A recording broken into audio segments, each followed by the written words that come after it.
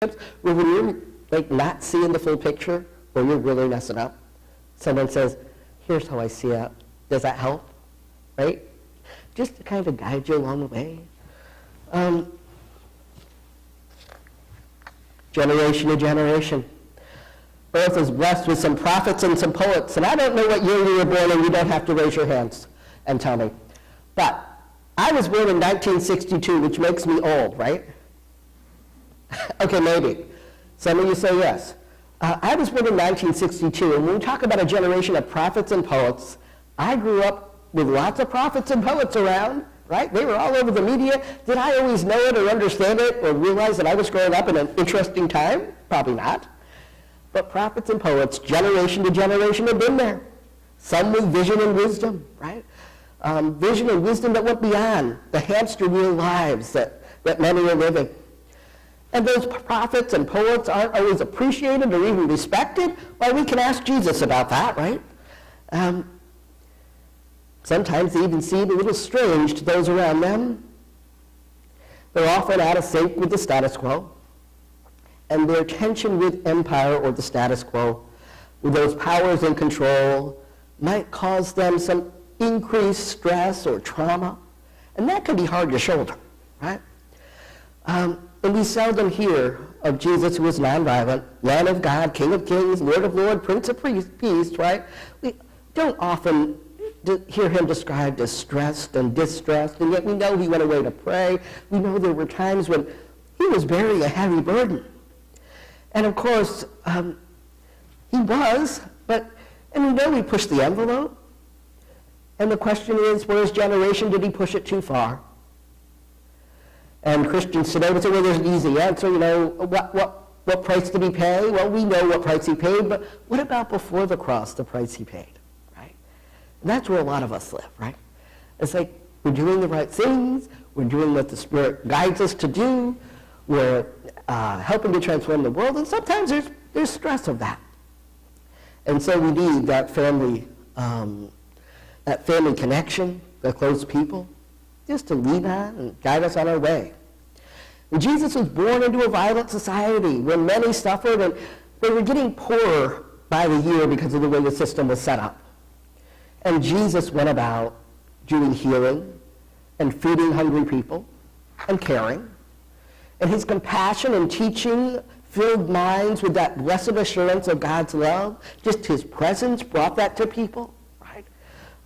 It helped to be transformative for them. It helped them on their way. He filled minds with that assurance of God's love, that they were acceptable to God, that God did love them and care about them, and that God did want abundant living for them, like fullness of life for them, right? It reminded them of what could be, what God's dreams for them, what life could look like. And it helped them to hang on, to have hope, and to bring out the very best in them. And so this is when we gather in community and in family and Spirit-filled people. We get revived about the dreams, about the hanging on. We get empowered a little bit. And it somehow helps to bring out our best, bit by bit. And as for a divided house, yes, we know. A house divided against itself can't stand. We know, we can ask Abraham Lincoln, he knew that, right? And today we have lots of divisions. There's divided families and divided denominations and divided religions and divided nations and whatever else. And we will never, we human beings, we will never all agree on everything because we're individual, but then there's community. And we can't assume that everyone in the community is going to see things exactly as we see them. That just isn't realistic. We have different experiences, different learning, different ways of looking at things, different talents. And so we will have differences. But it seems that making divides out of those differences can become a human choice and a tendency, even a default mode. But John Wesley and the Methodists put a value on loving even when we cannot agree. Loving. So if someone disagrees with you, that doesn't mean they hate you. It doesn't mean you have to hate them. If you go forth loving and in choosing to love, it opens up conversation perhaps. It opens up looking at the person, the fullness of their humanity.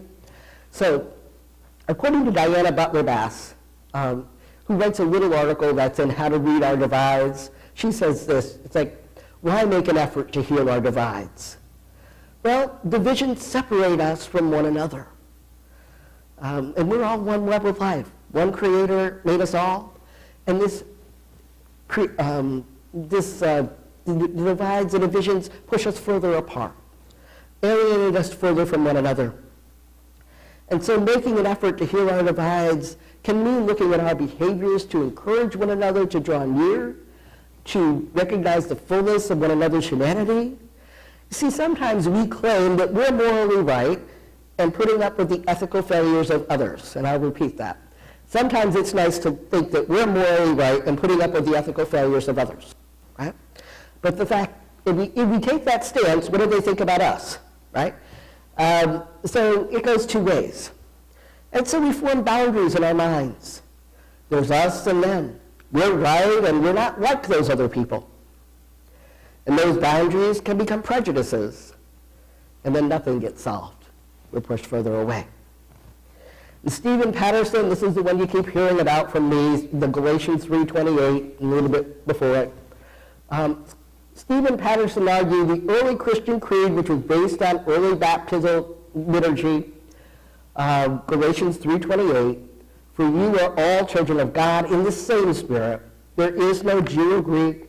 There is no slave or free. There is no male or female, for you are all one in the Spirit, reminding us of the fullness and the diversity of humanity under one Creator.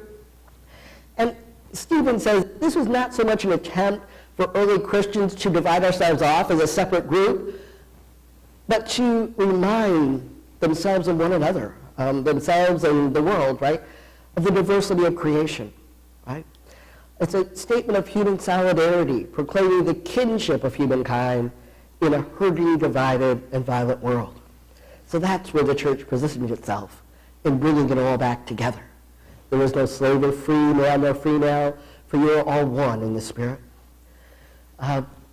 So by befriending those we once rejected, those we're not comfortable with, those who we other, and finding our way into family, becoming family, caring about one another, healing,